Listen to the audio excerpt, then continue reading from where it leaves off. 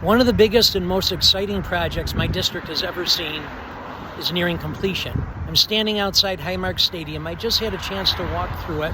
It's almost finished.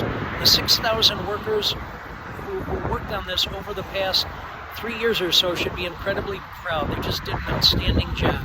The taxpayer investment is really well served, and over the next 30 years, taxpayers are going to get a significantly greater return than what they invested. So I'm looking forward to the season starting. I'm excited about it. I hope you are too. Go Bills.